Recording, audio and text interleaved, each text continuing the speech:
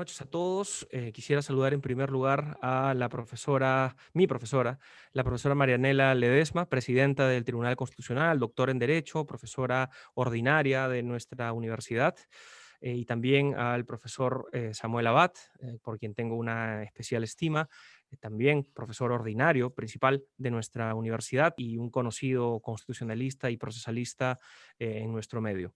Este conversatorio se denomina pues, el recurso de agravio constitucional a propósito de un proyecto que parece de que va a salir en algún momento, va a salir porque ya fue aprobado por el Congreso. Es auténticamente pues, un nuevo código procesal constitucional, aunque no parezca un nuevo código, sino más bien reformas.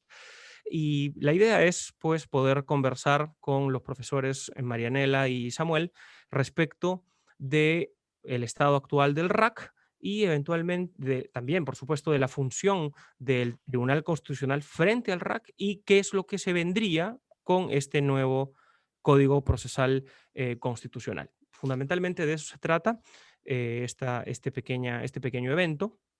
Y para ello, la profesora Marianela comenzará hablando por 20 minutos sobre estos temas, de la manera como ella considere pertinente. Posteriormente, le pasaremos la palabra al profesor Samuel, quien tendrá un tiempo similar para poder hablar, y luego podrá haber un intercambio de ideas y, por supuesto, las preguntas de este pequeño, pero muy inteligente auditorio. Sin más, les agradezco nuevamente, profesora Marianela, profesora Samuel, por su tiempo, por estar aquí con nosotros. Para nosotros es un honor poder escucharles, aprender y, por supuesto, tener la oportunidad de preguntarles si es que esto fuese posible.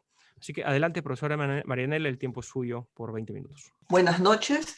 Bueno, siempre me va a ser gratificante reencontrarme con la actividad académica y especialmente con alumnos como Renzo Cavani, que me hace sentir, ya creo, un poquito más vieja al saber de los años que ha pasado cuando compartíamos el interés académico en la Universidad de Lima. Me toca hablar en este evento sobre el recurso de agravio constitucional y también antes de ello manifestar mi complacencia de compartir también este evento con un directo abogado y excelente procesalista y constitucionalista Samuel Abad Yupanqui. Bueno, hablar del recurso de agravio constitucional. Voy a ordenar un poco mi intervención en dos aspectos. Hablar del recurso de agravio en relación a lo que implica los pronunciamientos de una alta corte, como en este caso sería el Tribunal Constitucional, y luego hacer una historia del recurso de agravio y cómo estamos a la fecha, ¿no? Empezaré planteando la primera mirada, la primera interrogante, ¿no? El recurso de agravio constitucional, que es un mecanismo que permite abrir la revisión de decisiones que han sido desestimadas por las instancias inferiores, es un mecanismo que nos permite abrir las puertas a una alta corte para revisar como una instancia más decisiones que se han tomado en los procesos constitucionales. Una primera lectura nos podría decir, sí, efectivamente, porque por mandato constitucional se señala que todo lo que no se ha podido amparar, se ha desestimado, la última esperanza es que el Tribunal Constitucional pueda tener una revisión de ese caso y pueda darle otra mirada frente a la negativa que se dio en las primeras instancias.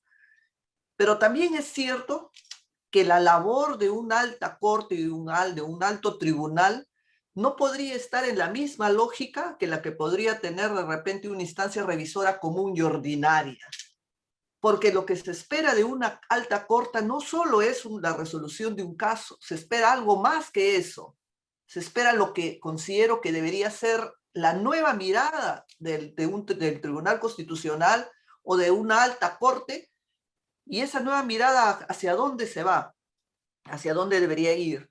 A construir líneas jurisprudenciales, a construir líneas maestras en cuanto a cómo debe ser la interpretación de las normas, sobre todo hablando de normas constitucionales y sobre todo hablando que la voz que va a decir esa interpretación en última y como órgano de cierre será el Tribunal Constitucional.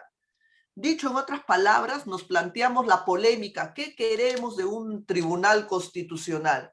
¿Que sea un tribunal de casos o que sea un tribunal de precedentes, un tribunal de referencia, un tribunal que de los pocos casos que pueda conocer, pues siente las líneas maestras de lo que debe entenderse como interpretación constitucional en diferentes áreas de la vida jurídica?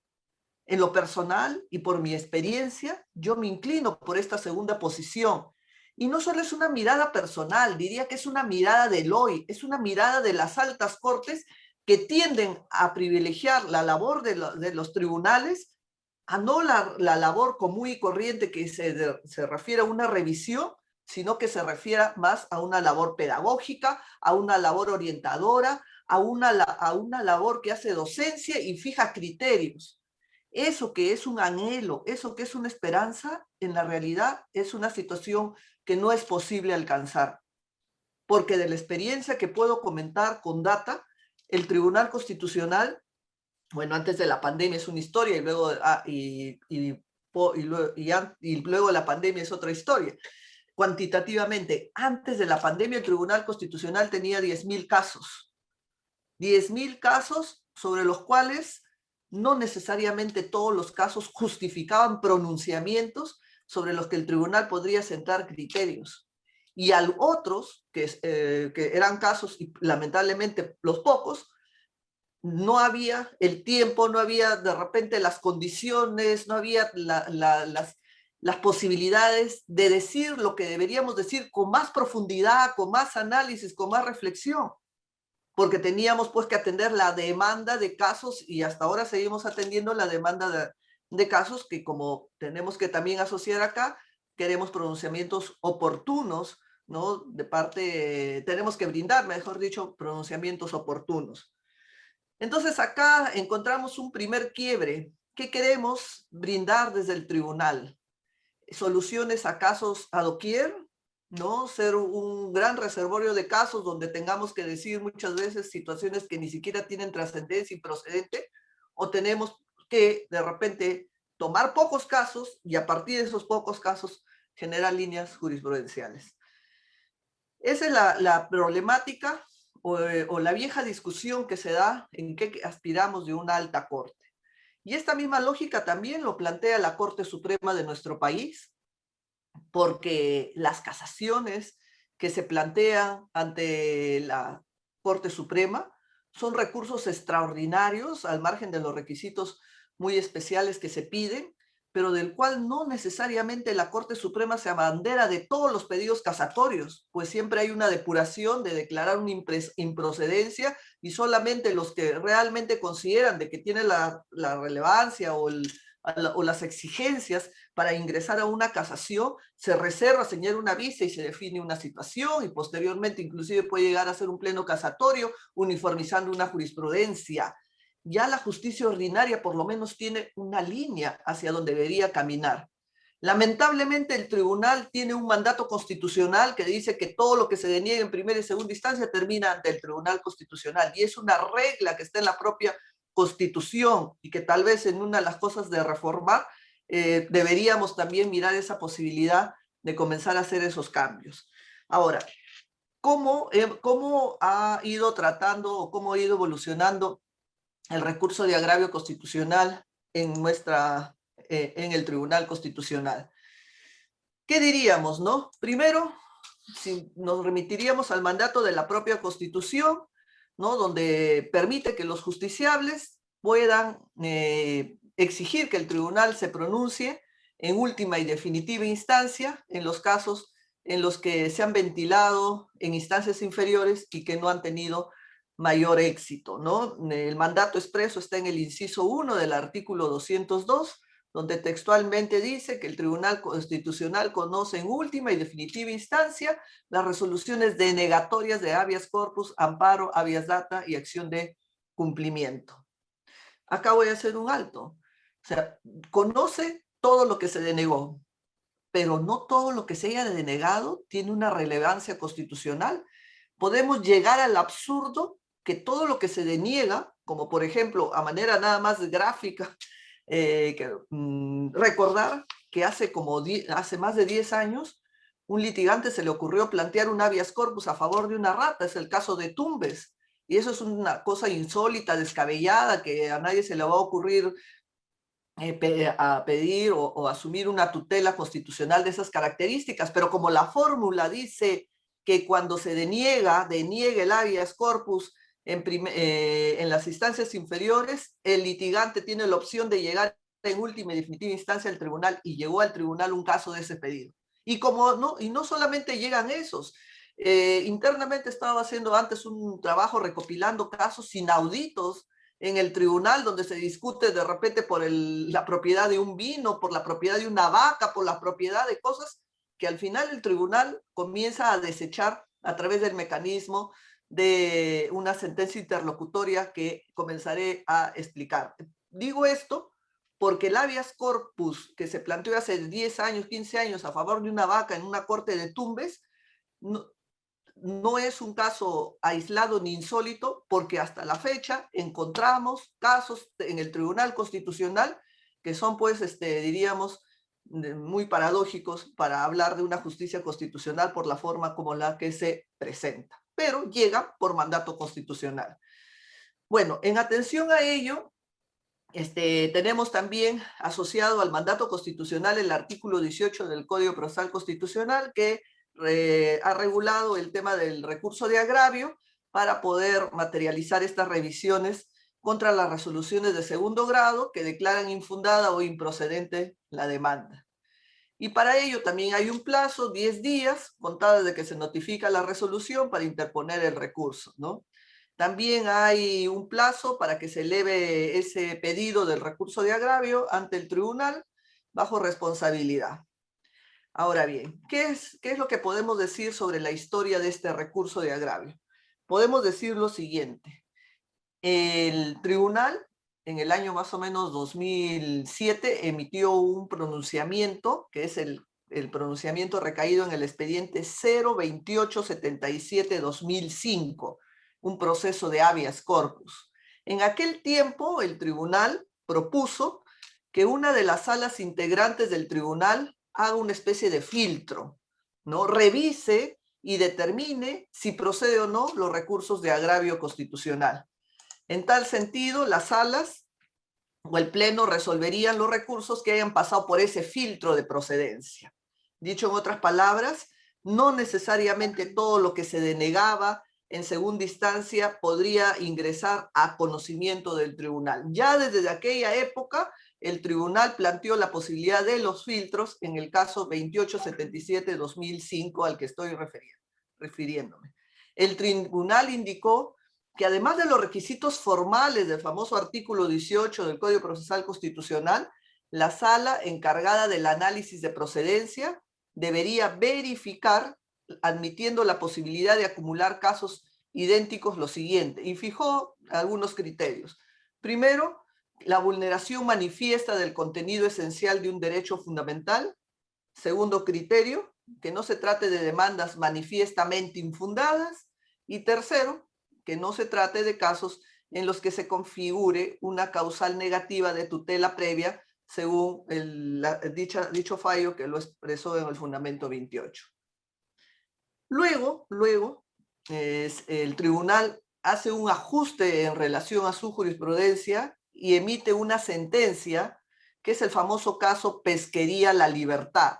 Sentencia 4853 del año 2004, es un proceso de amparo, y ahí el tribunal ya fija en el fundamento 49 de esa sentencia lo siguiente. Dice, el recurso de agravio a favor del precedente con la finalidad de restablecer la violación del orden jurídico constitucional producido a consecuencia de una sentencia estimatoria de segundo grado en el trámite de un proceso constitucional. Agrega una regla para complementar la interpretación del artículo 18.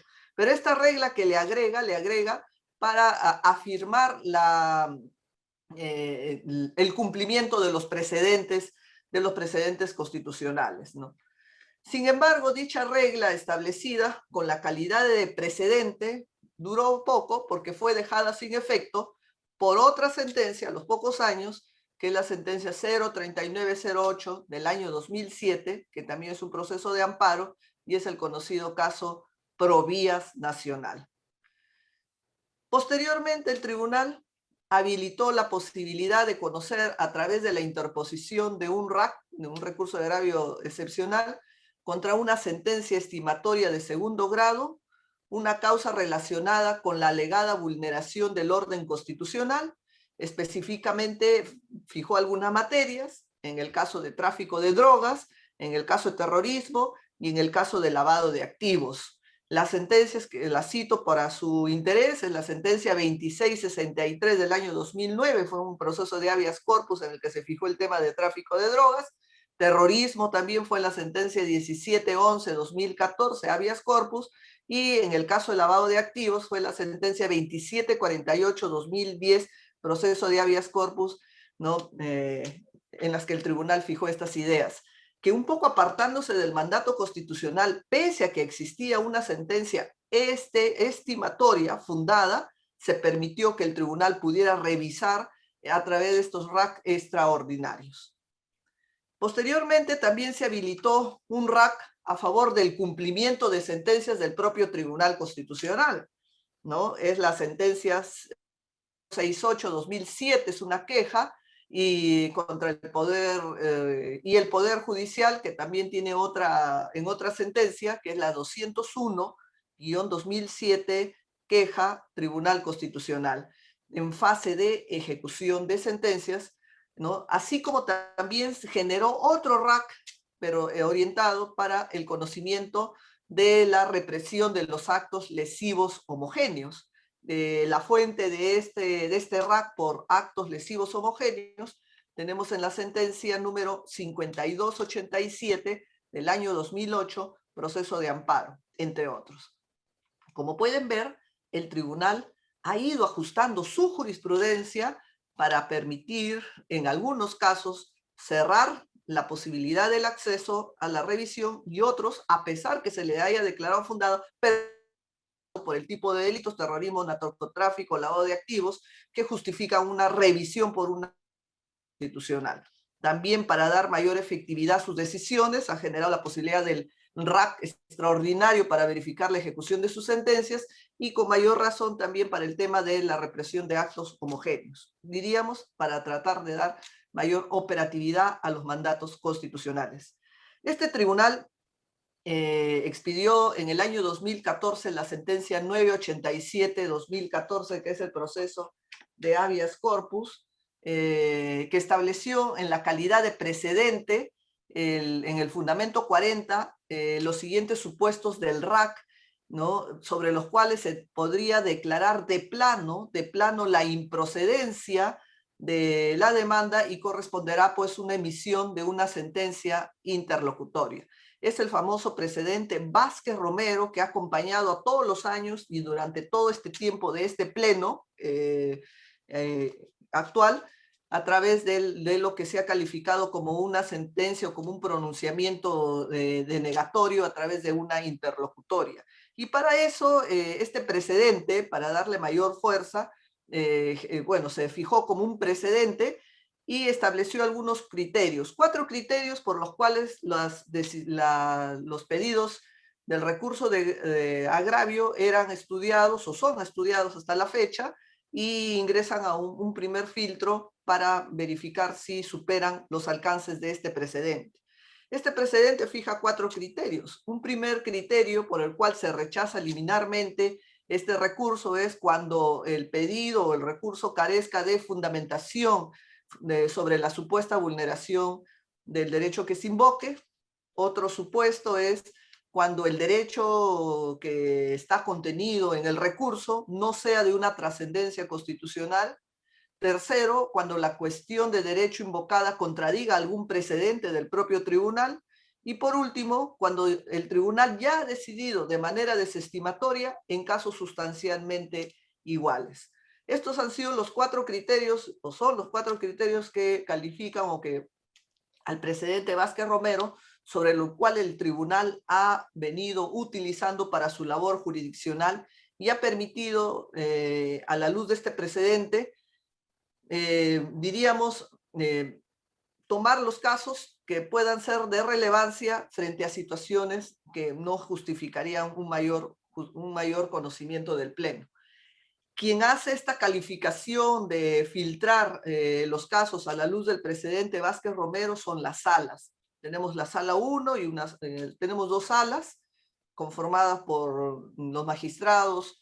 Bueno, en este caso la sala 1, el magistrado Ferrero, Blume y Sardón, y la sala 2 por el magistrado Espinosa Saldaña, Ramos y Miranda. Tanto la sala 1 y sala 2 aplican los alcances de esta interlocutoria, para luego llegar a la conclusión que si se supera el análisis del precedente Vázquez Romero, recién estaría el caso en condiciones de ser conocido por el Pleno del Tribunal, en la que se señala previamente una vista para que los abogados pudieran informar y luego la causa queda al voto para ingresar a la deliberación. A la luz de lo que se ha señalado, se advierte pues que el Tribunal Constitucional ha desarrollado en su jurisprudencia los alcances del RAC, atravesando diversas etapas en cuanto a su concepción y redimensionamiento, en el entendido que a través de este recurso los justiciables pueden lograr contar con un pronunciamiento de un órgano de control de la Constitución, como es el Tribunal, respecto a sus causas, sin olvidar los retos que las Cortes atraviesan respecto a la carga procesal. Ahora bien, resulta indispensable tener en consideración los fines de los procesos constitucionales, así como las funciones que desempeña el tribunal en un sistema democrático, todo lo cual debe orientar en el último término el correspondiente diseño legal de los recursos y todo lo atinente a los procesos constitucionales. ¿Cómo estamos ahora a la luz de la aplicación de este precedente Vázquez Romero? De la carga del tribunal podemos decir que el 70% termina filtrados a través de la interlocutoria, no denegándose la posibilidad del conocimiento del Pleno. Solamente el tribunal conoce un 30% de las causas a partir de las vistas de causas y con pronunciamientos de fondo, que no necesariamente van a amparar o a estimar la pretensión. Son conocimientos de fondo que también tienen un alto número de ser desestimatorias las pretensiones que se piden. Y a la fecha, el tribunal también tiene una producción que ha sido acompañada con una digitalización de sus procesos. La pandemia ha generado algo positivo para el tribunal, que se ha convertido en un tribunal digital, y a la fecha en promedio tenemos 2.000 causas en giro. De los 10.000 expedientes que teníamos antes de la pandemia, hoy hemos llegado a reducir a 2.000 expedientes en giro ante el Tribunal Constitucional, pero todo ello porque hemos podido incorporar la digitalización en nuestro trabajo. La regla general es el trabajo remoto, la excepción pues es un trabajo presencial que se hace pues el 1% del personal del tribunal. Esa es más o menos una pequeña presentación que hago o una foto de lo que es el tema del recurso de agravio a la luz de su aplicación en la experiencia del Tribunal Constitucional. Muchísimas gracias, profesora Marianela. Fue muy clara la explicación y un panorama general, y quién mejor que usted para poder dar estas consideraciones. A continuación, le pasaría la palabra al profesor Samuel. Por supuesto, muchas de las cosas que ha mencionado la profesora Marianela y otras cuestiones que también se podrían discutir serán vistas en los comentarios. La palabra es suya por 20 minutos. Adelante, por favor. Perfecto, muchas gracias. En primer lugar, agradecer la invitación del profesor Renzo Cavani para este diplomado. Me parece muy importante trabajar los temas vinculados a los recursos impugnativos. Y en segundo lugar, saludar la presencia de la presidenta del Tribunal Constitucional, la doctora Ledesma, y a la vez felicitarla porque están de aniversario en el Tribunal Constitucional. Están cumpliendo 25 años de vida institucional. En junio de 1996, el Tribunal Constitucional abrió sus puertas al público para atender el conjunto de reclamos que venían. Han pasado 25 años y el balance creo que es altamente positivo, Obviamente ha habido etapas a lo largo del Tribunal Constitucional. Tenemos hoy día una presidenta, la primera presidenta del Tribunal Constitucional. A lo largo de su historia, como saben, solo ha habido 2 mujeres en el Tribunal Constitucional, la doctora Delia Reboredo y la doctora Ledesma, hoy presidenta, a quien saludo por su aniversario. Y recordar, pues, que después de 25 años hay personas muy valiosas que han estado en el Tribunal Constitucional. Se me vienen a la mente en este momento, porque hace poco fue el aniversario de su fallecimiento, el doctor Manuel Aguirre Roca, a quien tuve oportunidad de conocer, y fue una persona que es la única persona que pudo participar tanto en el Tribunal de Garantías del 79 como en el actual Tribunal Constitucional. Y también, sin duda, recuerdo con mucho aprecio al doctor Javier Albor Landini, que fue un destacado presidente del tribunal y que marcó mucho la pauta de lo que significó en su momento un tribunal de alguna manera activista. Bueno, yo quisiera hacer una breve presentación en los 20 minutos asignados. No voy a tratar de repetir, solamente voy a sintetizar algunos de los aspectos que ya planteó brillantemente la doctora. Y esto en el contexto que estamos hablando de procesos de tutela de derechos. Y cuando hablamos de procesos de tutela de derechos, siempre creo que es importante tomar en cuenta el marco de referencia de un proceso de tutela de derechos, que de acuerdo a la propia Convención Americana debería ser sencillo, rápido y efectivo.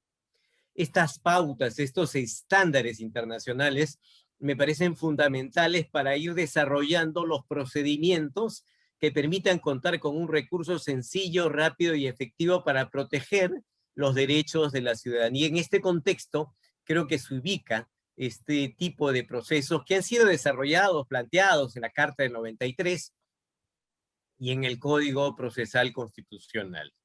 La doctora Ledesma se planteó una pregunta: ¿qué quiere el TC cuando se llega al TC en vía de estos recursos? Y es una pregunta clave, porque de eso depende cómo se accede al tribunal. O sea, ¿qué tipo de tribunal constitucional se quiere tener?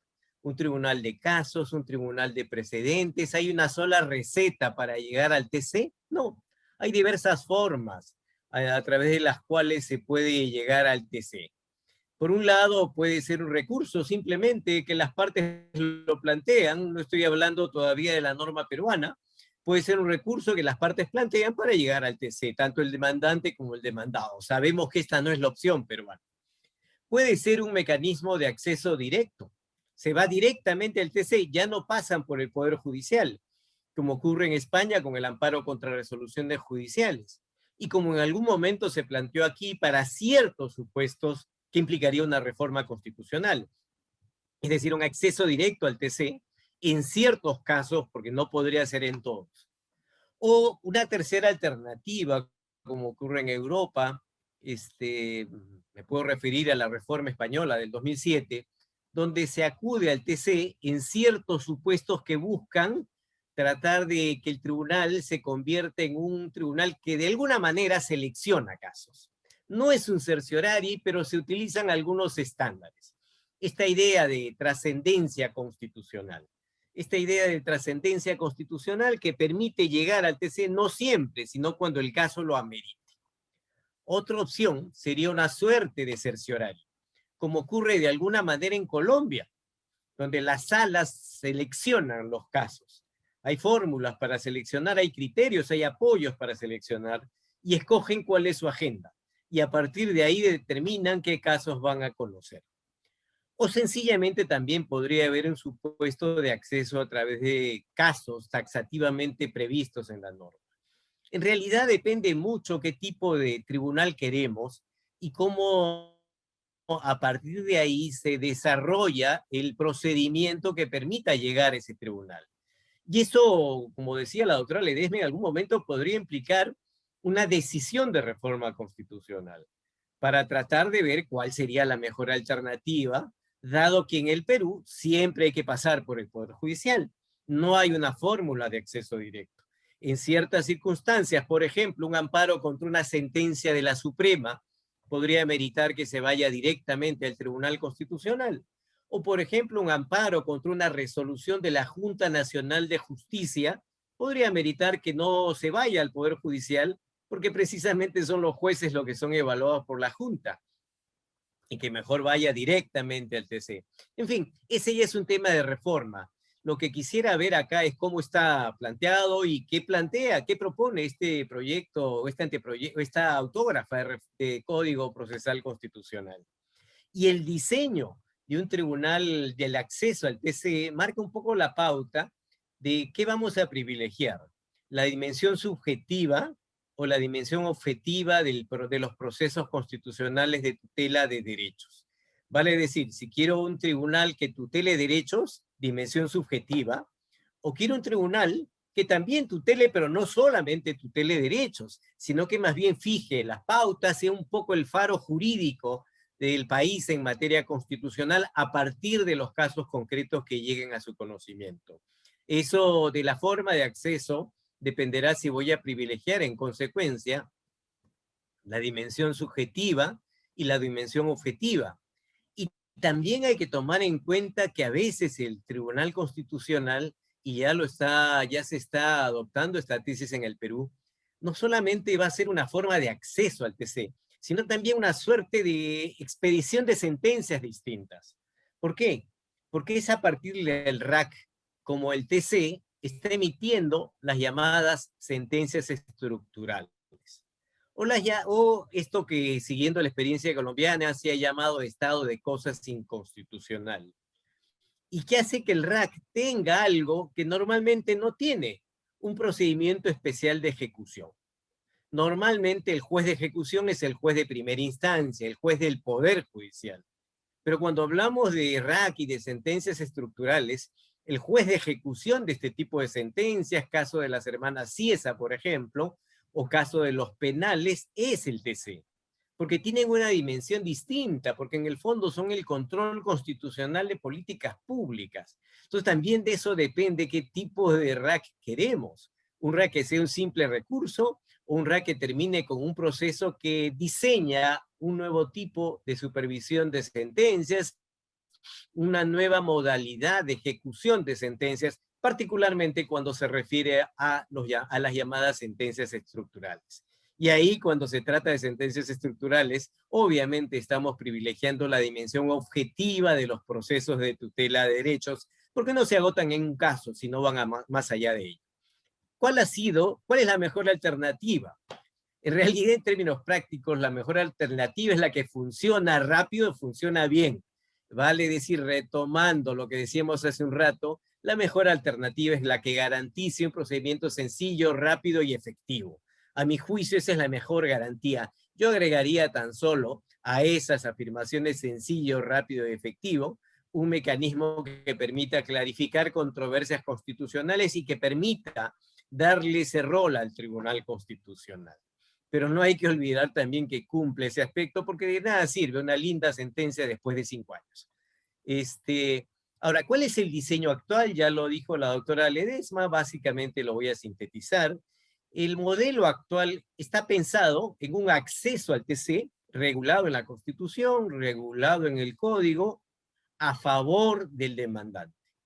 La lógica es que es un tribunal, como decía la doctora Constanza Borea en unos artículos publicados, la idea es un tribunal de la esperanza. Aquel que perdió, aquel demandante que perdió, va al tribunal con la esperanza de obtener tutela. Por eso es que el diseño está pensado en el demandante que pierde. Si el demandante gana, ya no va el demandante al TC, tampoco va el demandado. En consecuencia, el diseño está pensado en resoluciones denegatorias, improcedente o infundada, dice el código, y en esos casos se cabe ir al TC. En consecuencia, está pensado el RAC, hoy día se llama recurso de agravio constitucional, y así lo vamos a sintetizar como RAC, como un mecanismo de acceso contra resoluciones denegatorias, infundadas o improcedentes, y fundamentalmente la ley dice en realidad exclusivamente a favor del demandante. Esa es la lógica. Una resolución denegatoria es obviamente aquella que deniega la tutela al demandante. Ahora, hay que tomar nota también que este RAC se ubica en el diseño de un procedimiento que se inicia ante el Poder Judicial. ¿Por qué? porque siempre se habla de resoluciones denegatorias. Y cuando hablamos del Poder Judicial estamos hablando, y acá me referiría a Lima, esto cambia en provincia porque no necesariamente hay jueces constitucionales, no necesariamente hay salas constitucionales. Pero para referirnos a Lima, en Lima estamos hablando de que esto pasa primero por el juez constitucional, luego va a la sala constitucional y de ahí termina en el TC. Hay 13 jueces constitucionales, en Lima, 2 salas constitucionales y un tribunal constitucional que ve los RAC en 2 salas. Ahora, hablando de tutela judicial efectiva, ¿cuál es el promedio a nivel judicial? Hace años, en 2005, se elaboró el único informe que hace análisis estadístico sobre procesos de amparo, porque lamentablemente las estadísticas que son valiosísimas para hacer evaluaciones y diagnósticos y recomendaciones no son tan fáciles de conseguir en el Poder Judicial. Bueno, este informe del 2005 decía que un promedio en el Poder Judicial de un proceso de amparo era de 3 años. La pregunta que uno se podría formular es cuál es el promedio de la solución de un RAC en el TC. Hay de todo. Hay casos que demoran meses, hay casos que demoran años. Con lo cual, este proceso de amparo hasta que llega al TC, de verdad demora. Siempre cuando litigaba decía, yo prefiero ganar en el Poder Judicial si soy demandante, que llegar al TC. Porque yo ganando en el Poder Judicial ya me evito una instancia y además se supone que voy al TC si he ganado. No voy al TC si he ganado. Solamente voy cuando he perdido. En consecuencia, yo preferiría que el caso quede en el Poder Judicial si soy demandante porque yo quiero la tutela de mis derechos. Claro, si no se obtiene tutela iré al TC, pero eso implica una demora adicional que dependerá del caso y dependerá de cuánto tiempo se resuelve el recurso de agravio en el TC. No tengo estadísticas exactas de un promedio de solución del recurso de agravio, pero no es el plazo que establece el Código Procesal Constitucional, como es obvio, y ninguna ley va a establecer un plazo que se cumpla, eso hay que ser sinceros, o sea, las leyes establecen mecanismos, términos, pero no se cumplen en la realidad, en consecuencia no podemos decir que un recurso de agravio se resuelve pues en 30 días, ¿no? Ahora, ¿cuál es el diseño que se ha establecido hoy día? Bueno, del RAC, ya lo ha dicho la doctora, solamente voy a sintetizarlo. Es un diseño amplio. El código ha quedado pequeño respecto a lo que existe en materia de RAC. ¿Por qué? Porque el código establece un RAC a favor del demandante cuando es resolución denegatoria. Pero como bien lo ha dicho la doctora, hay un RAC cuando se trata de ejecución de sentencias. Es decir, en la etapa de ejecución de sentencias también cabe el recurso de agravio. En el Perú, cuando se obtiene sentencia, no acaba la historia. A veces recién empieza. La historia, cuando acaba el proceso y se emite sentencia, en realidad no acabó. Hay que lograr la ejecución de la sentencia, que repongan al trabajador, que repongan las cosas al estado anterior, etc. Y en etapa de ejecución se presentan problemas. Tantos problemas se presentan que el TC ha tenido que diseñar un RAC de ejecución de sentencias. ¿Esto implica qué cosa? Que si yo gané en el TC, después del tiempo correspondiente, llegué al TC, tengo mi sentencia, baja al juzgado y no cumplen con la sentencia del TC. Entonces, ¿qué hago? Tengo que discutir el tema en ejecución de sentencia y puedo volver al TC. Hay casos en los cuales se ha ido 2 veces al TC, en el principal y en ejecución. Y lo mismo puede ocurrir en el Poder Judicial. Gané en el Poder Judicial, pero no ejecutan bien la sentencia y podría irme en ejecución de sentencia al TC. Eso es lo que ha habilitado el Tribunal Constitucional y me parece bien, no debería ocurrir, porque se supone que la ejecución debería ser rápida e inmediata, pero no sucede. Incluso se ha creado la figura del persalto por salto para evitar una instancia que sería la Sala Constitucional e ir directamente al TC.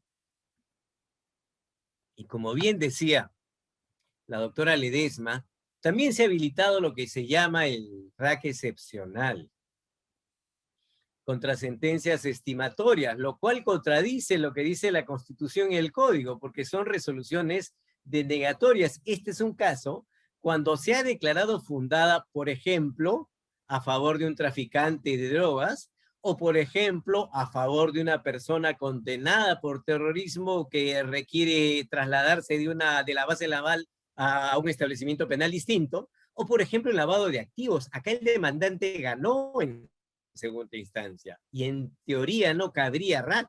Sin embargo, se ha habilitado para que el TC conozca este tipo de casos que, reitero, no están en la Constitución, tampoco en el Código Procesal Constitucional, y hay tendencia jurisprudencial sobre esto. Y también hay casos en los cuales el TC ha conocido RACs y resuelto en instancia única. ¿Por qué?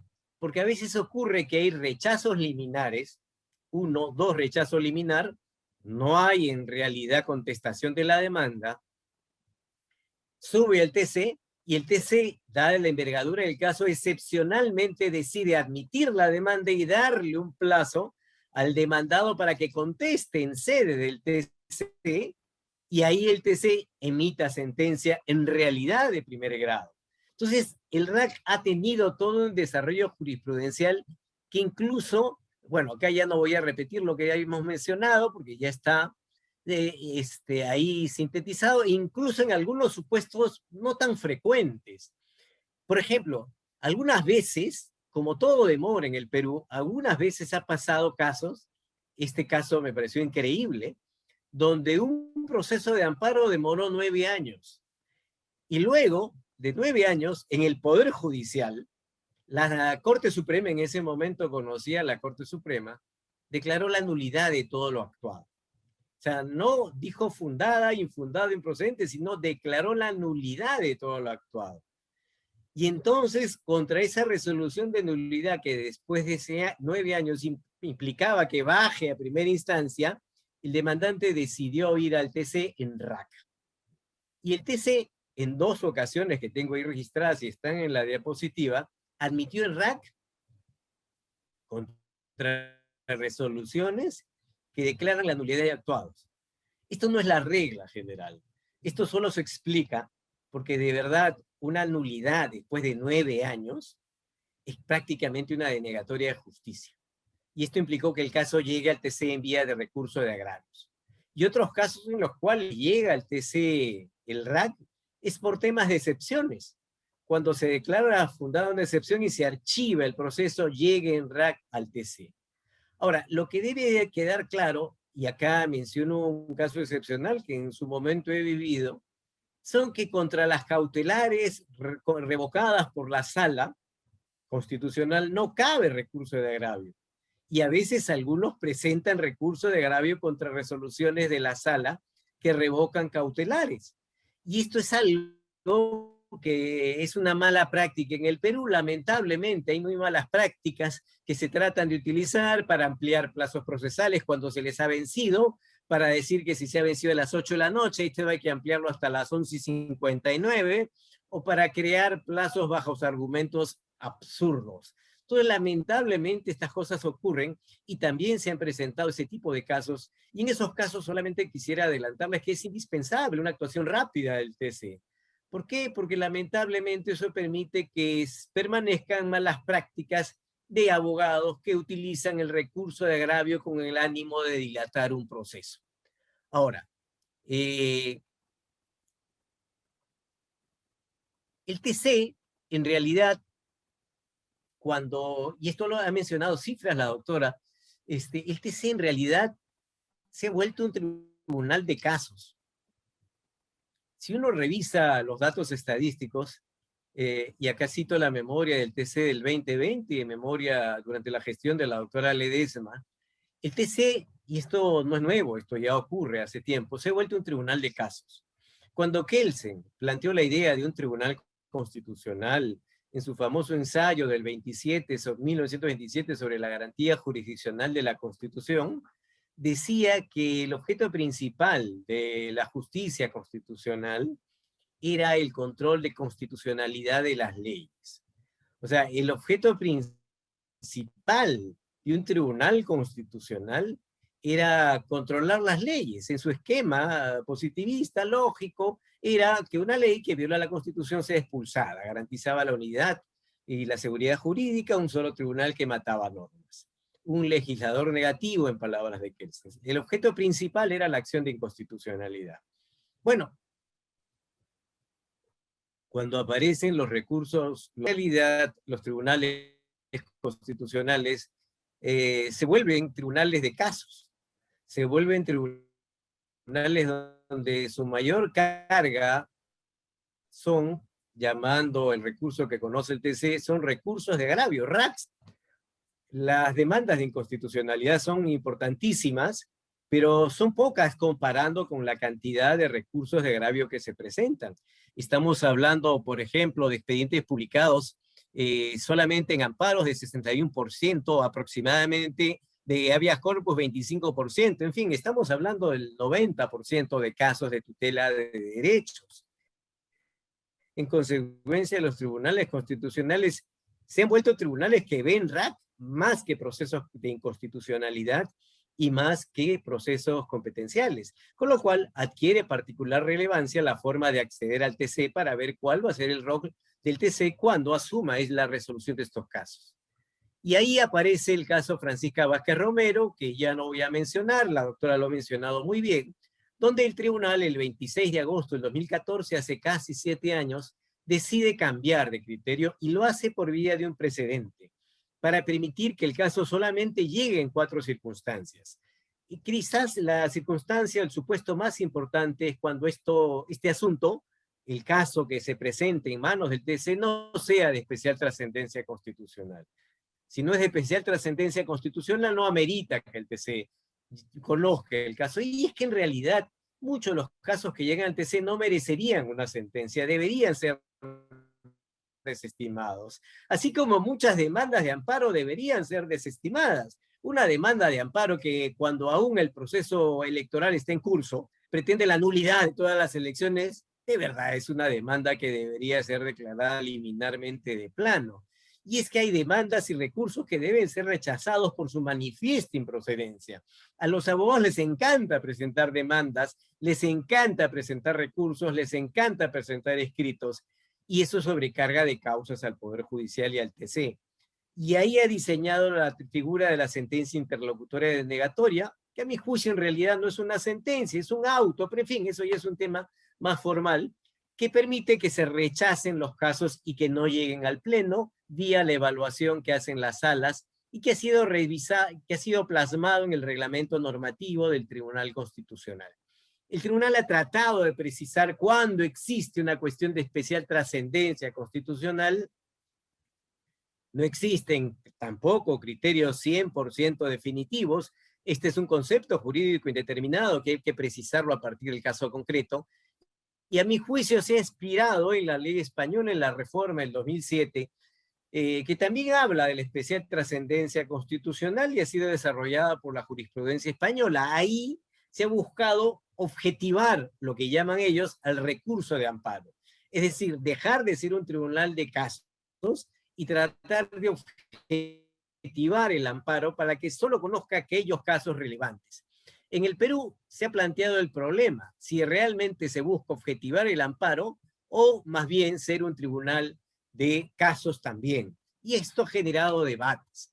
Y debates que también se han planteado al interior del Tribunal Constitucional. Ahí hay algunas afirmaciones que se han efectuado. Hoy día el Tribunal Constitucional, y esto es público, hay 2 magistrados del Tribunal Constitucional que no comparten el criterio de las sentencias interlocutorias. El magistrado Blume y el magistrado Ferrero. El magistrado Blume en su momento firmó el precedente, pero a partir de los votos uno puede apreciar que ha cambiado de criterio. Y por eso no es extraño que si un caso llega a la sala del magistrado Blume o del magistrado Ferrero, se sepa que este caso en principio por ellos iría al pleno. Es algo que requeriría una mayor unanimidad y que depende mucho del criterio de los miembros del TC, y habrá que ver qué ocurre con una próxima conformación del TC. A mi juicio, y esto a lo largo de la experiencia y lo que hemos visto, no ha dejado de ser un tribunal de casos el TC. Esto no significa que se haya objetivado totalmente, tampoco.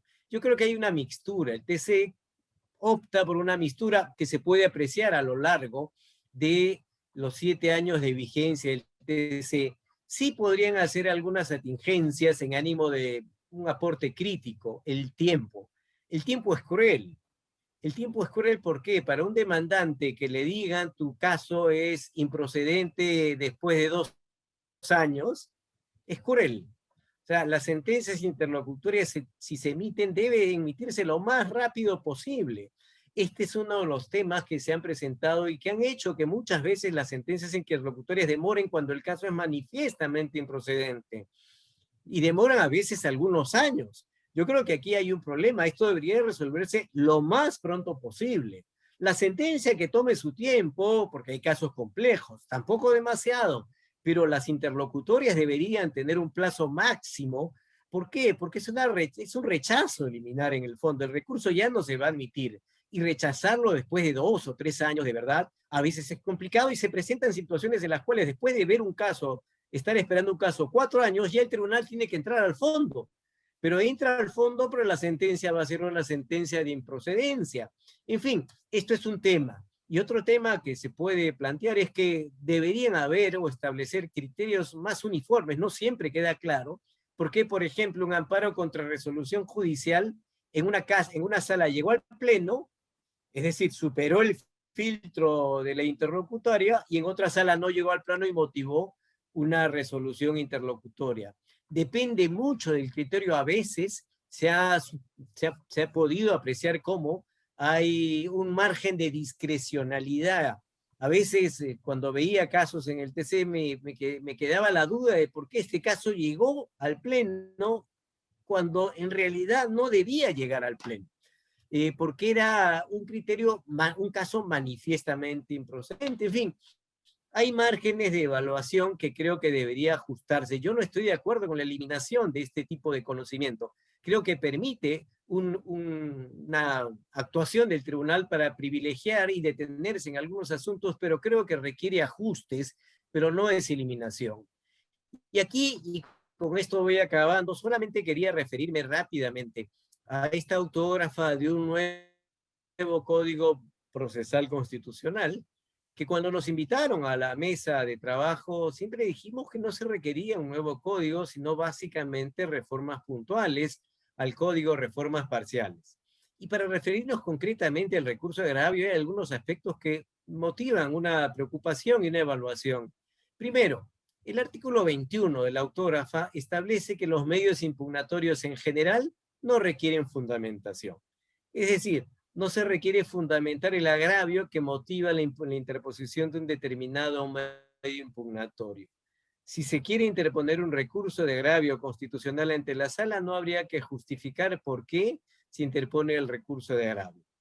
En segundo lugar, todo el desarrollo jurisprudencial que hemos visto hace un momento en torno al recurso de agravio constitucional ha sido absolutamente desconocido por el autógrafa. Solamente alude a la apelación por salto, nada más. Todos los otros elementos que hemos mencionado, el RAC para la ejecución de sentencias, tanto del Poder Judicial, del TC, están dejados de lado. Ni se menciona el RAC para su represión de actos homogéneos, tampoco se menciona. El RAC excepcional a favor del demandado en casos de narcotráfico, lavado de activos o terrorismo, ni se menciona. Solamente se hace una mención a la apelación por salto, con lo cual queda la duda de si lo que se quiere es eliminar esas modalidades y solamente privilegiar la apelación por salto. Pero si fuera la apelación por salto sería un absurdo, porque la apelación por salto surge para que se busque la ejecución de sentencias que se han incumplido. En consecuencia, se menciona la apelación por salto cuando se incumplió una sentencia, pero no se menciona el RAC a favor del cumplimiento de sentencias. Es decir, esta regulación presenta incoherencias, aparece incompleta. De otro lado, el artículo 24, en realidad, cuando dice que el tribunal siempre conoce informes orales, está tratando o está diciendo estamos eliminando las interlocutorias.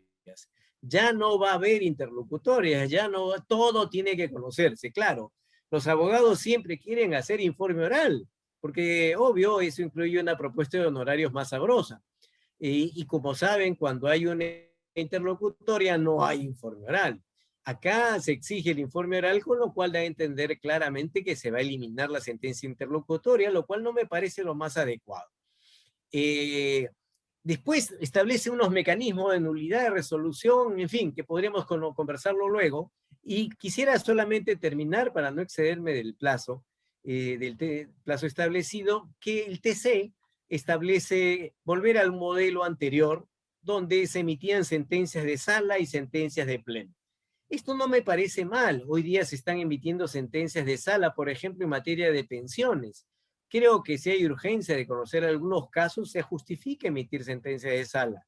Pero el problema que se ha planteado a lo largo de la historia, cuando se dictaban sentencias de sala y sentencias de pleno en amparos, en habeas corpus, en habeas data, es que nunca quedaba claro de qué dependía que vaya al pleno y de qué dependía que vaya a una sala. ¿Cuál era el criterio para decir, esto lo va a conocer el pleno, qué bien, o esto lo conoce la sala? Porque además, como comprenderán, las salas no fijan precedentes, sino solo hace el pleno. Entonces, cuando se diseña un mecanismo de salas y pleno, es para agilizar los casos, que también podrían agilizarse vía las sentencias interlocutorias, pero el problema es que el 117 y 118 de la autógrafa no establece criterios y más bien elimina las interlocutorias. En fin, para terminar, ¿cuál es el balance del RAC? Bueno, el balance es que el RAC ha sido una institución planteada con ese nombre por el Código Procesal Constitucional. Allá por el año 2004, el RAC aparece con ese nombre, el 2004. Antes tenía otra denominación, pero ha tenido un altísimo desarrollo jurisprudencial. Y en buena hora que tenga un desarrollo jurisprudencial, porque como es conocido, el derecho constitucional y el derecho procesal constitucional se ha judicializado. Y esta judicialización ha permitido contar con un RAC desarrollado por el TC. Una de las expresiones importantes es la trascendencia constitucional de inspiración europea, aunque no tomada tal cual, porque en la práctica ha permitido conocer casos y también fijar criterios. No hay tantos precedentes en el TC peruano en esta gestión, por cierto. Creo que ahí hubiera sido interesante fijar un mayor número de precedentes sobre temas clave que pudieran fijar estos sólidos criterios jurisprudenciales que permitan garantizar una tutela de urgencia. Sí creo que habría que ver cómo hacer cuando se trata de este RAC por interlocutoria es una mayor agilidad para evitar esperar tanto tiempo con una resolución de improcedencia, porque evidentemente el justiciable que se obtiene una sentencia interlocutoria después de 3 años, sin ni siquiera, obviamente, haber podido hacer un informe oral, se queda con la sensación triste de no poder haber tenido la oportunidad de expresar en su día sus motivos ante el Pleno del Tribunal Constitucional. Creo que en el balance la alternativa de eliminación no es la más adecuada. Creo que en el balance la alternativa de ajuste es una mejor alternativa. Y en definitiva, este RAC llega a los 25 años del Tribunal Constitucional, que estamos seguros que en su momento podrá ajustar, efectuar algunos ajustes al RAC que no tomen en cuenta esas pautas del código, del supuesto nuevo Código Procesal Constitucional, que en el fondo opta por un modelo de recurso distinto. Un modelo de recurso que privilegia casos y no que privilegia temas que marquen la pauta de lo que debería ser un tribunal constitucional. Termino ahí y les agradezco sobremanera por su atención. Muchas gracias. Muchas gracias a usted, querido profesor Samuel. Entonces, no sé si de repente, profesora Marianela, a propósito de esta última reflexión del profesor Samuel Abad sobre la autógrafa, ¿cierto? Y este nuevo modelo de RAC que estaría planteando en nuestro Congreso, usted que trabaja al día a día, de que ve inclusive el tema del RAC, no solamente desde una perspectiva jurisdiccional, sino también administrativa en su rol de presidente del Tribunal Constitucional. No sé si en todo caso usted tuviese alguna reflexión o alguna idea respecto de, concretamente, si así lo desea, de este tema de que ya no habría ningún tipo de filtro cualificado del RAC, sino más bien todo RAC tendría pues su audiencia y por tanto su pronunciamiento de fondo. Esto, a nivel administrativo al menos, profesora Marianela, ¿qué opiniones le merece esto? Perfecto. Voy a compartir pantalla más o menos para presentar, acá está, la foto de lo que es el tribunal a la fecha en cuanto a carga. Podemos, voy a A la fecha el tribunal tiene, bueno, un ratito,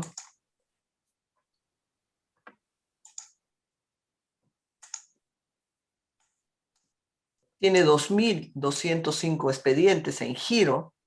Como les dije, la carga se ha reducido, 2.200 frente a cargas que luego voy a mostrar que teníamos 8.000, 9.000, 10.000 expedientes, de los cuales la sala 1 tiene 709 y la sala 2, 1.113, diríamos casi el doble.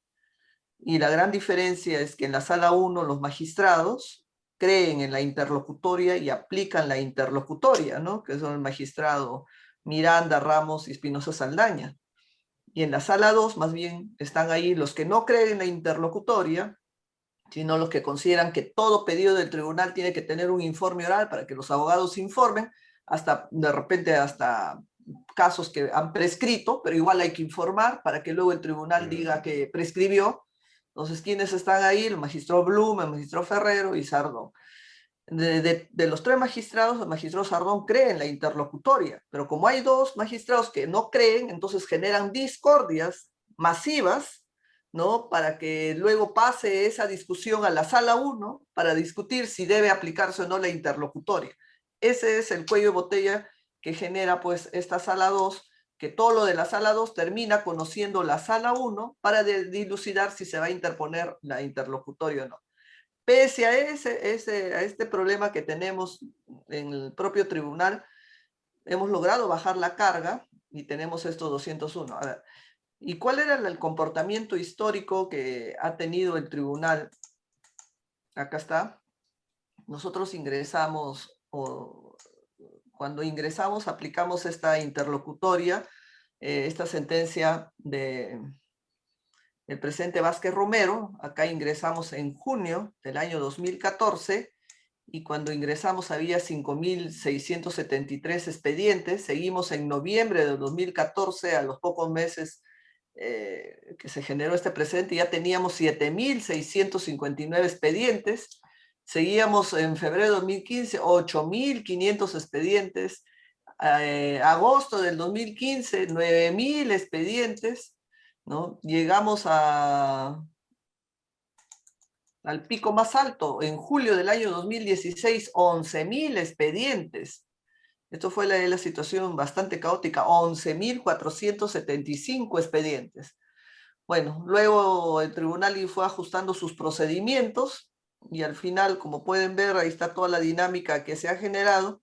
Y esta es la foto de hoy. La foto es que en el febrero del año 2020, antes de la pandemia, teníamos 7.500 expedientes y luego hemos ido bajando en toda la pandemia 6.000, 5.000, 3.000, 3.000, 2.900 y hoy tenemos 2.217 expedientes, ¿no? 2.217 expedientes, bueno, está marcada hasta mayo del 2021. En promedio, eso es. Entonces, como pueden ver, la dinámica de la producción del tribunal ha bajado aceleradamente. Ahora, ¿qué tengo que decir en relación al tema que nos convoca hoy? Y sobre todo a la reforma. Yo coincido con lo que dice el profesor Samuel, de que no se debe desestimar o eliminar, mejor dicho, el tema del filtro que se hace a través de este precedente Vázquez Romero, porque no necesariamente todo lo que ingresa al tribunal debe ser reconocimiento del Pleno. Comparto plenamente que el precedente Vázquez Romero, las mal llamadas sentencias interlocutorias, deberían aplicarse de manera rápida, pero he puesto el ejemplo de las salas para decirles que si un magistrado no cree en ese precedente, hace una discordia y llama al de la sala próxima y entran en toda una discusión sobre si se va a aplicar o no el precedente, y eso se aplica en todos los casos. Imagínense el trabajo que se tiene que generar. Bueno, sí creo en que tiene que hacer un ajuste este precedente, ¿sí? Para optimizarlo, ¿sí? Pero de ninguna manera para retirarlo. Lamentablemente el artículo 6 del proyecto o del autógrafo ya que se ha aprobado, el artículo 6 tiene una situación también bastante preocupante. El artículo 6 dice que está prohibido el rechazo liminar. Prohibido el rechazo liminar. Dice, de conformidad con los fines de los procesos constitucionales de defensa de los derechos fundamentales, no habeas corpus, amparo, habeas daba, no procede el rechazo liminar de la demanda. Esto es que si algún ciudadano plantea un amparo, por más que sea descabellado, fuera de repente hasta carezca de asidero legal, uno tiene que admitir esa demanda, porque no cabe el rechazo. Yo no me quiero imaginar la problemática que va a asumir el Poder Judicial para admitir todas las demandas, por más descabelladas que sean, porque hay un mandato expreso en el artículo 6, si es que al final termina publicándose esto, ¿no? Donde dice expresamente la prohibición del rechazo liminar. Más bien la tendencia ha sido que el Poder Judicial rechaza para que suba rápido ante el Tribunal Constitucional. Más bien ahora la inversa es que nada va a rechazar y va a seguir ahí. Y el tema no es por la cantidad de rechazos o no, el tema es porque hay situaciones que no justifican que se tenga por lo menos una posibilidad de admitir a discusión. Pero aplicando este artículo 6, se supone que eso también habría que abrirle una fase de discusión para discutir a veces hasta lo que no tiene sentido para que permanezca. Y el segundo tema es como que se elimina la posibilidad de que el tribunal se pronuncie sin haber escuchado las partes, sin haber hecho los informes orales. Y yo creo que está ahí el quid del asunto, porque precisamente la discusión que plantean los abogados, que, bueno, en ejercicio profesional que antes tenían, antes de ser magistrados, plantean de que los justiciables tienen derecho a ser oídos. ¿Y cómo es posible que el tribunal les cierre las puertas sin escucharles? Y la pregunta que planteamos es, bueno, pero escucharles cuando vamos a decidir temas de fondo, del tema de la pretensión que quieren que se revise. Pero si la situación abiertamente no genera toda una trascendencia, ¿por qué tenemos que hacer todo un dispendio, no solo de la actividad procesal, sino de generar expectativas y sobre todo el costo que va a implicar al litigante tener que pagar un abogado para que haga uso de la palabra? Y además hay que agregar la variable que no todos los litigantes tienen la posibilidad económica de contratar abogados para que vayan a informar ante el tribunal. Y eso ya también generaría pues una especie de desequilibrio frente a quienes tengan posibilidad de hacerlo y entre quienes no tengan la posibilidad. Y en otros casos yo planteaba, bueno, si tanto quieren que los abogados informen, pues esos informes deberían ser ad honorem, debería ese abogado informar para todas las causas, pero no necesariamente generar que para unos sí, para los que tienen capacidad de contratar y para otros no, ¿no? Entonces, ahí hay un tema que habría que ajustar y en lo personal considero que este es el quid del asunto, porque en cierta manera se está asegurando no trabajo para los abogados, porque si el tribunal dice que no se, pues si el código dice que no se puede resolver sin escuchar a los abogados, entonces necesariamente ya el abogado tiene asegurado su chamba desde que ingresa en una demanda o a un recurso de agravio del Tribunal Constitucional. Más bien nosotros hemos tenido una lógica a la inversa, que más bien los informes orales se abren cuando el tribunal ha decidido conocer el caso sobre el tema de fondo. Ahí sí escuchamos, pero no se justifica que frente a situaciones abiertamente de improcedencia tengamos que estar escuchando al abogado, no porque tampoco quisiéramos escucharlo, sino porque también eso es generar una falsa expectativa sobre un litigante, un costo adicional, ¿no? Y encima dar una respuesta nada grata después de haber recurrido diferentes actividades procesales de manera insulsa. Sobre el comentario que ha hecho el profesor Samuel, quiero tomar dos temas que me parecen importantes también relevar. Es verdad que las leyes generan plazos y plazos, pero son plazos ideales, porque al final una de las debilidades que tienen nuestros legisladores es que sus plazos o sus regulaciones no tienen un sustento empírico. Un legislador puede señalar de repente, pero no hay sustentos que justifiquen por qué son esos plazos. Y hay unas palabras que me llaman la atención y de la mejor manera, cuando dicen no hay ninguna ley, ningún plazo de ninguna ley se cumple. Y aparentemente podríamos decir, claro que sí, pues ninguna ley se va a cumplir los plazos porque los plazos son ideales y eso se contrasta con la realidad y esa realidad pues estrella el ideal del plazo. pero de manera especial tengo que decir que hay ciertos plazos que sí se cumplen. Y si no se cumplen, genera un efecto fatal. ¿Y a qué plazo me estoy refiriendo? ¿Ah? ¿Y a qué plazo me estoy refiriendo? A los plazos vinculados con los cobros de los tributos. A eso sí, de manera inexorable se cumple. ¿Por qué quiero decirles esto? Porque hay plazos que el tribunal, administrativo de la SUNAT con el contribuyente, el tribunal fiscal, tiene para resolver. Por decirle, dice un año. Pero si pasa un año, un día, ese un día, un mes y años subsiguientes, esos ya no se pueden cumplir, ya no se puede justificar. Los plazos en cobro de tributos, los plazos en los cobros de tributos se cumplen, ¿no? O sea, dicho en otras palabras, el tribunal fiscal no puede darse el lujo de pasarse un día en demorarse en su pronunciamiento, porque si se demora un día, ese un día y todo el tiempo que genera su demora, sencillamente implica un no cobro de deudas, un no cobro de intereses para el contribuyente. Con esa misma lógica, siempre he planteado dentro del tribunal, diríamos, la ley dice que por lo menos tenemos que resolver las habeas corpus en menos de 30 días. Nos demoramos 3 años. ¿Alguien nos cuestiona los 2 años y medio que nos hemos demorado? Con esa misma lógica, el tribunal fiscal tiene que resolver una causa en se demora un día y todo el tiempo que genera también llega a una especie de liberación de cobro de deudas, porque se argumenta el famoso plazo razonable. Plazo razonable. Con esto tampoco quiero decir que el tribunal fiscal se pueda demorar el tiempo que quiera sin que exista una justificación razonable de por qué se ha demorado. Eso también hay que dejar claro.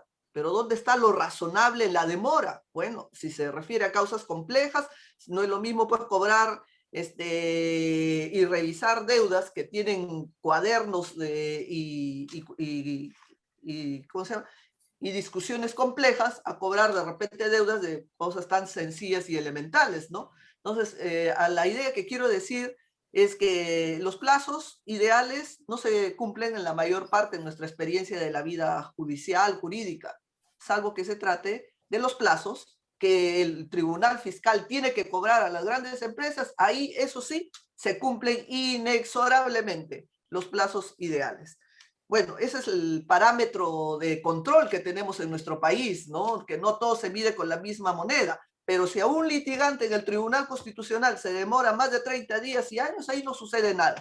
Puede tomarse todo el tiempo que tiene. El plazo razonable no se aplica al Tribunal Constitucional, pero sí se aplica para otro tipo de tribunales. Ahora, me parece tan saludable que existe el RAC para ejecución de sentencias, este RAC extraordinario, porque muchas veces las ejecuciones pueden desbordarse a favor, inclusive, o en contra del propio demandado o a favor del propio demandante. Hemos visto muchas veces en experiencias que las ejecuciones de sentencias se desnaturalizan, inclusive ingresando a una sobreprotección a favor del demandante y un gran perjuicio al demandado. Y acá también hay que recordar que ambas partes tienen que mirarse bajo una lógica de un equilibrio, ¿no? En sus posiciones y sobre todo en las ejecuciones de las sentencias. Y un último tema que también veo con mucha preocupación sobre el tema de los RACs es procesos que han tenido un rechazo liminar que al final el Tribunal Constitucional habilita pronunciarse sobre el fondo sin haber generado un correcto contradictorio. Muchas veces se ha querido decir, bueno, pero en sede del tribunal se le da un plazo para que conteste y luego que conteste el tribunal resuelve. Aparentemente podría decirse se está salvando el contradictorio, pero lo que se está generando es que el tribunal se está convirtiendo y está tomando una decisión en instancia única sin la posibilidad que esa decisión, por más que fuera adversa, tenga la posibilidad de recurrir de una doble revisión, ¿no? Y ahí sí considero de que lamentablemente este tema que podría darse de una manera muy excepcional en situaciones de irreparabilidad se haya convertido posiblemente también en un tema que se permita convertir al tribunal en una sede de instancia para temas en las que no hay una urgencia así procedimientos. Hay una restricción del derecho a recurrir cuando el tribunal se convierte en instancia única. Bueno, y esos más o menos serían los comentarios que podría hacer en esta segunda ronda. Gracias, muchas gracias, querida profesora Marianela. Profesor Samuel, sin perjuicio de que usted pueda pues dar su opinión respecto de los temas que ha tocado la profesora Marianela o algunos de los que usted considere pertinentes, sí que me gustaría de repente si usted pudiese absolver dos cuestiones particulares. El primero, ¿qué es lo que usted opina sobre el artículo 6º de esta autógrafa que mencionó la profesora Ledesma, esta prohibición de declarar la improcedencia in limine, o sea, prácticamente una obligación de fallar sobre el fondo en primera instancia, y entiendo en segunda también? Y en todo caso, si es que usted considera que esta autógrafa, cuando se convierte en ley, lo que formalmente habría hecho, y eso es una pequeña precisión que yo le rogaría, es si es que formalmente se ha derogado el presidente Vázquez Romero. O sea, la nueva ley puede derogar, podría, o lo que hará efectivamente es derogar el presidente del TC, porque a partir de esto pues podremos saber qué cosa podría hacer el TC frente a la nueva ley, ¿cierto? Si es que de alguna manera pues ocurre la posibilidad de hacer algún control de constitucionalidad o algo así. Eso, profesor Samuel, lo escuchamos atentamente sus comentarios. Sí, cómo no, por partes, vamos por partes. En primer lugar, decirle a la doctora Ledesma que coincido con lo que ella afirma. Totalmente de acuerdo con lo que ella afirma. En relación a los plazos, me refería a los plazos para resolver. Los plazos para resolver lamentablemente no se cumplen. Pero yendo a su pregunta, creo que hay un problema cuando se pasa a reformar. Hay que tener claro lo que se quiere reformar, cuáles son los objetivos de una reforma. Si no tenemos claro cuáles son los objetivos de una reforma, de verdad cualquier cosa puede pasar. Si uno comienza a revisar este texto y quiere ver los objetivos, de verdad hay muchas incoherencias internas. Pero si tratáramos de rescatar algún objetivo que fluye de esto, lo que me parece es que están tratando de ampliar, a mi juicio, desnaturalizar la idea de procesos de tutela de derechos para permitir una mayor impugnación, una impugnación amplia de muchas cosas que antes no se podían impugnar, y encima inflar de tal manera a los jueces constitucionales, por lo menos en Lima, que van a terminar colapsando. Me explico. Cuando hablamos de ampliar eliminar el rechazo liminar, eso significa que la carga sustancialmente se va a incrementar para tramitar cualquier cosa manifiestamente improcedente. Y eso, de luego, fijar un procedimiento en teoría rápido con una audiencia única es mentira, pues es cuento. Porque tal como ocurre en materia laboral, ya las audiencias únicas no se llevan a cabo inmediatamente, sino esto va a colapsar con tantas audiencias de tantos casos que antes se rechazaban. Y además, si se toma en cuenta que esta propuesta lo que trata de hacer es que los jueces constitucionales ahora en Lima asuman los habeas corpus todos, de los 40 y pico juzgados penales que antes que conocían los habeas corpus, ahora van a ir a los jueces constitucionales, porque acá se establece que el juez constitucional conocerá el habeas corpus. De verdad, terminamos generando una situación caótica. Es decir, se obliga al juez a conocer más casos, se reducen las causales de improcedencia, porque hay otro elemento adicional, hay causales de improcedencia que ya no están previstas en esta propuesta, con lo cual se permite una apertura mayor al cuestionamiento de actos. Entonces estamos viendo una amplitud de cobertura de los procesos, una concentración en 13 jueces constitucionales en Lima, y a mi juicio esto va a colapsar. Y encima que todos los casos terminen con un informe oral en el TC, me parece que cuando lleguen, en el caso del TC, que va a demorar más en llegar, porque van a tener primero que dictar sentencia en el Poder Judicial, el TC se va a encontrar en su momento con una amplia cantidad de casos manifiestamente improcedentes y que va a tener que darles trámite. De verdad, es un diseño que, a mi juicio, rompe el modelo que se había planteado. Ya no va a ser un proceso, va a ordinarizar y hacer explotar a los jueces constitucionales. El segundo tema, ¿cuál era, perdón, Renzo? que Si planteabas. usted, era una pequeña aclaración, profesor Samuel, si es que esta nueva ley, si entrase en vigencia, porque por supuesto siempre está la posibilidad de que el Ejecutivo lo observe, Ya lo del si presidente. formalmente lo derogaría, exactamente. Bueno, además, cuando se elaboró el Código Procesal Constitucional en 2004, se estableció un plazo de adecuación de 6 meses. Esta norma tiene una disposición que dice entra en vigencia el día siguiente de su publicación. Hay mucho apuro en que entre en vigencia el día siguiente de su publicación, en fin. Pero bueno, y una ley no puede modificar precedentes. Al final, quien determinará si sigue admitiendo recursos de agravio constitucional o no va a ser el TC. Sí creo que valdría la pena examinar una disposición del título preliminar de esta propuesta, porque aquí se plantea una regulación especial en el artículo 9, el título preliminar, sobre cómo se toma en cuenta la jurisprudencia. Miren lo que dice el primer párrafo del artículo 9, el título preliminar. Solo en casos de vacío o defecto del presente código son de aplicación supletoria la jurisprudencia del TC. Repito, solo en caso de vacío o defecto del presente código son de aplicación supletoria la jurisprudencia del TC y de la Corte Interamericana de Derechos Humanos. Nos estamos refiriendo a la Corte, con lo cual está tratando aparentemente de dar a entender que si hay una ausencia de norma o si hay un defecto, una norma defectuosa, ahí recién se aplica supletoriamente la jurisprudencia del TC, cuando en realidad la jurisprudencia del TC, particularmente si estamos hablando de un precedente, tiene casi el mismo nivel que una norma, en consecuencia complementa la norma. Entonces, aquí hay un problema de supletoriedad que habría que examinar con detalle para ver cuál va a ser el rol. Al final esto lo interpretará el TC, tal como va a pasar con el Código Procesal Constitucional, pero creo que este tema meritaría toda una reflexión, pero sí la respuesta es: una ley no puede derogar un precedente, ¿no? Muchas gracias, profesor Samuel. Si bien Carla Tarifa había levantado la mano, hay una pregunta que acaba de hacer Martín Fajardo y entramos aquí a la fase de preguntas muy, Una, muy, muy rápidas. Sí, Renzo, si me justo, permites, una por pequeña, supuesto, ya, profesora, por supuesto, nada más adelante. para complementar lo que ha señalado el profesor Samuel Adelante. Omar. Voy a compartir el texto del código. Frente a tu pregunta, si es que esta modificatoria del Código Procesal Constitucional afectaría de repente el presidente Vázquez Romero.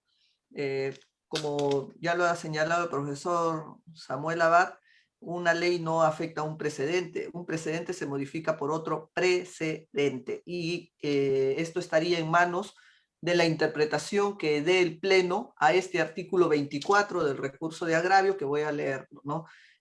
No sé si ya serán los nuevos magistrados que lleguen los que le darán la interpretación a este artículo 24, pero que podríamos leerlo de una manera también bastante generosa a favor del presidente Vázquez Romero, ¿no? A decir lo siguiente, a ver, voy a darle una ampliación. Dice el artículo 24, en el Tribunal Constitucional, esta es la modificatoria, en el Tribunal Constitucional es obligatoria la vista de la causa, la falta de convocatoria de la vista en el ejercicio de la defensa invalidan el trámite del recurso de agravio, ¿no? Entonces, esto es lo que señala. ¿Qué es lo que más o menos se puede inferir, ¿no? Que esto es lo que se viene haciendo actualmente en el tribunal, ¿no? Es obligatoria la vista de la causa. La única diferencia es que la norma no lo precisa, no dice eso. No dice que todas las causas del tribunal, en todas las causas del tribunal, en todos los pronunciamientos del tribunal se requieren vista de causa obligatoria. No lo dice. La norma dice que cuando haya vista de causa, es obligatoria la vista de causa, ¿no? ¿No? Es obligatoria la vista de causa. La falta de convocatoria de la vista de causa invalida, pero no está refiriéndose a todas las causas. No ha hecho esa referencia en la norma.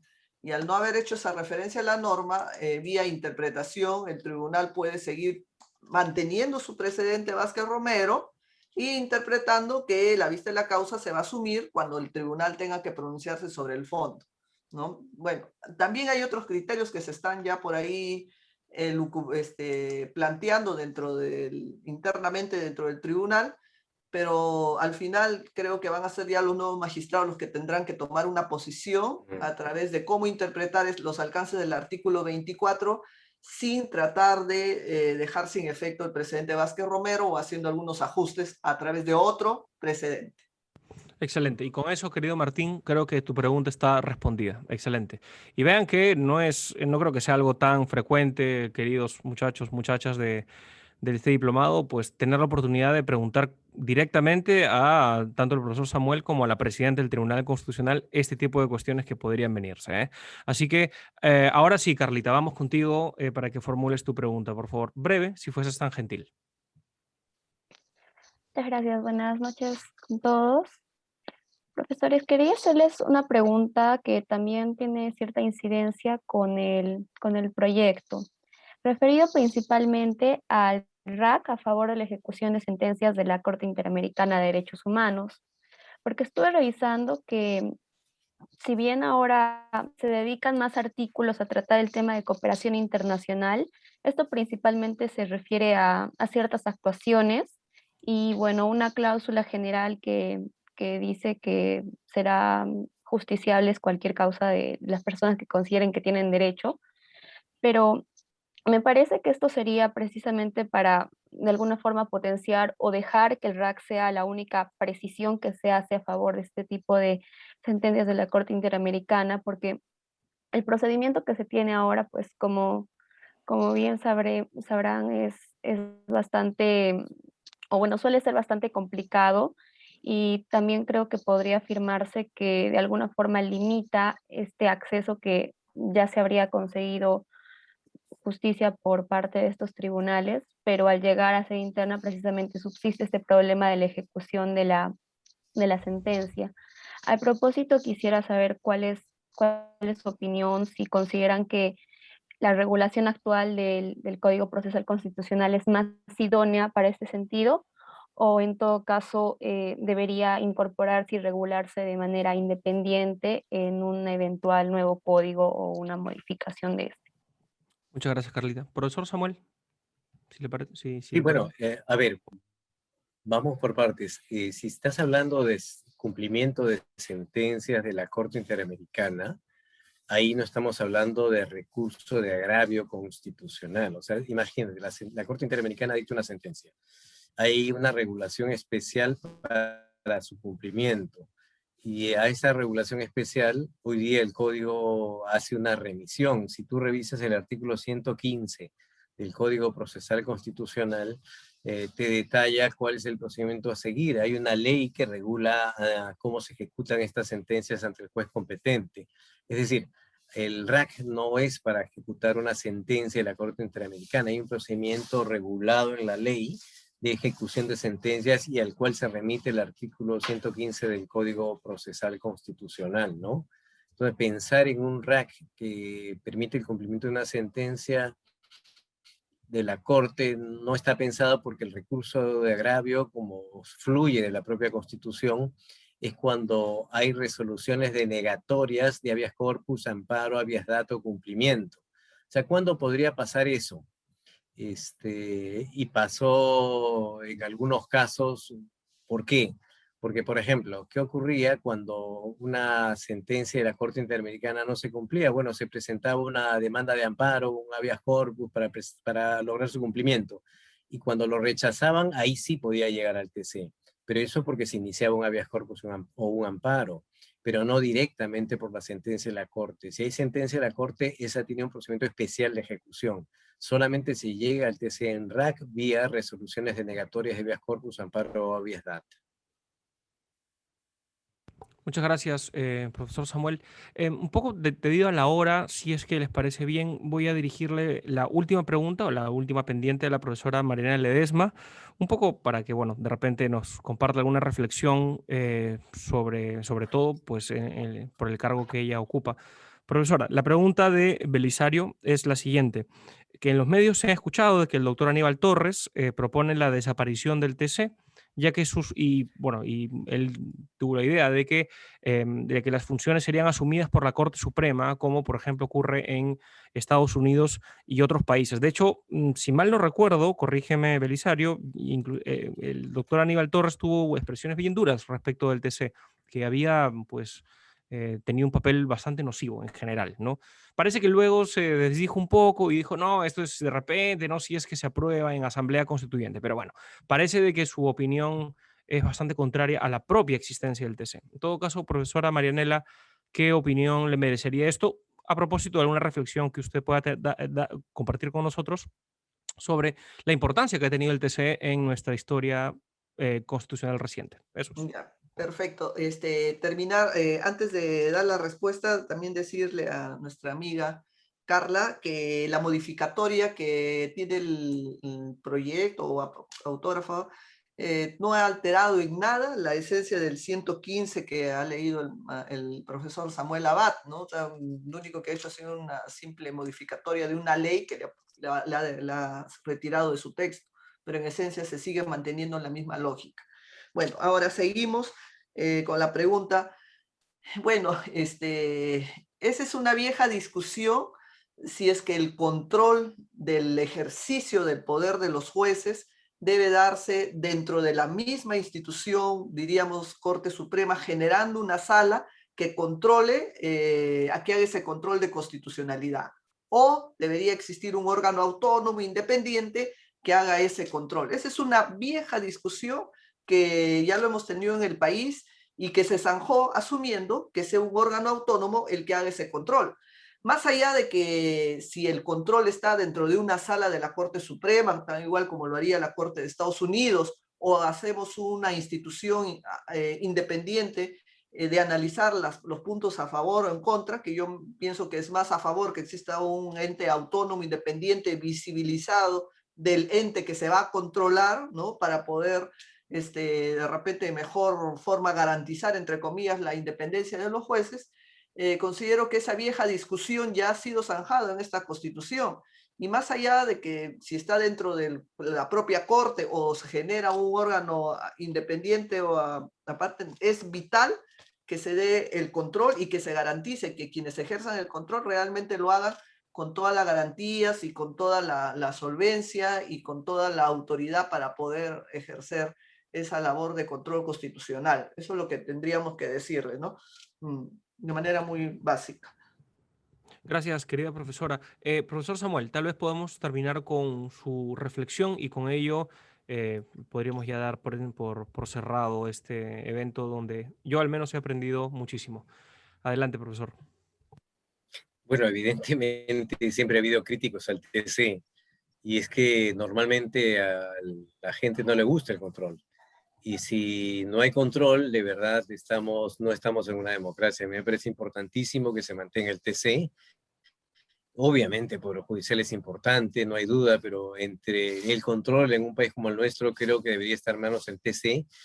Lo que sí me preocupa, más allá de la institución, es quiénes quiénes van a integrar el próximo TC. Eso es lo que me preocupa. Somos de quienes piensan que debería ser el próximo Congreso quien elija magistrados. Parece que esto no va a ocurrir, estamos viendo un apuro inusual, y eso sí me preocuparía porque después de 25 años uno ha podido apreciar que ha habido unas excelentes conformaciones de magistrados. Hoy día tenemos una destacada presidenta en el Tribunal Constitucional, pero también hay que recordar que ha habido malos magistrados que nunca debieron estar en ese puesto. Y lamentablemente, más allá de la institución, que me parece fundamental, las instituciones las integran personas, y dependiendo de las personas que lleguen al TC, podemos ver si realmente va a cumplir o no su misión. Por eso creo que sería importantísimo que este Congreso no elija a los magistrados, sino sea el próximo, y exigir pues que haya un perfil para que lleguen las personas que deben llegar, que se comprometan a defender la Constitución al margen de sus convicciones políticas, religiosas o intereses económicos, porque de lo contrario sencillamente el tribunal no podrá cumplir esa misión tan noble que ha podido desarrollar a lo largo de los 25 años de vida en el país. Con eso termino y les agradezco nuevamente la atención. Un gusto estar con ustedes, con la doctora Ledesma, a quien reitero mis felicitaciones por los 25 años, y a Renzo felicitarlo por la organización de este evento. Muchas gracias. Si me permites, por favor, profesora. complementar a la... ¿Por qué genera animadversión de repente la existencia del Tribunal Constitucional para determinados grupos políticos? También debo recordar que el tribunal ha tenido decisiones no muy favorables, sobre todo a la ley de carrera docente. Señor de este grupo Perú Libre planteó demandas de amparo y también acciones de inconstitucionalidad. Y este tribunal, ¿no?, de manera unánime le dijo que no, que la ley era perfectamente constitucional respecto al tema de la meritocracia y a la evaluación de los profesores del Estado, ¿no? Y esto genera pues una animadversión. A través de un proceso de amparo también se solicitó a que se inapliquen los alcances de esta ley porque se decía que se vulneraba su derecho al trabajo, a la remuneración, a la sindicalización, a la huelga y entre otros. Sin embargo, todas esas causas terminaron por cientos, por no decir por miles de interlocutorias que terminaron también siendo denegadas por el Tribunal Constitucional. O sea, el tribunal lo que ha afirmado es orden, meritocracia, evaluación a los profesores del Estado para dar un mejor servicio público en el tema de la educación, ¿no? Y eso es lo que de repente para determinado grupo no le puede agradar, ¿no? Entonces tampoco estamos para agradar o no a las personas. La idea es preservar pues estas reglas básicas que forman parte del orden constitucional, ¿no? Buenísimo, profesor Ledesma, excelente recordaris realmente, porque claro, esto no es solamente una opinión académica, como usted bien lo ha mencionado. Bueno, les agradezco muchísimo por estar aquí, un millón de gracias a la profesora Ledesma y al profesor Samuel y a todos, sobre todo aquellos que han prendido su cámara, porque vaya que es complicado pues tener una discusión académica no viendo a las personas que atentamente están escuchando. Así que muchas gracias Carla, Martín, Natalie y Enrique también por esta gentileza. Y hasta una próxima oportunidad. Hasta luego, que les vaya muy bien y espero que nuestro país pueda retomar el rumbo, ¿cierto? Ante tantos problemas. Que les vaya muy bien. Un abrazo a todos. Cuídense. Gracias, profesor Samuel. Listo. Chao, Samuel. Gracias.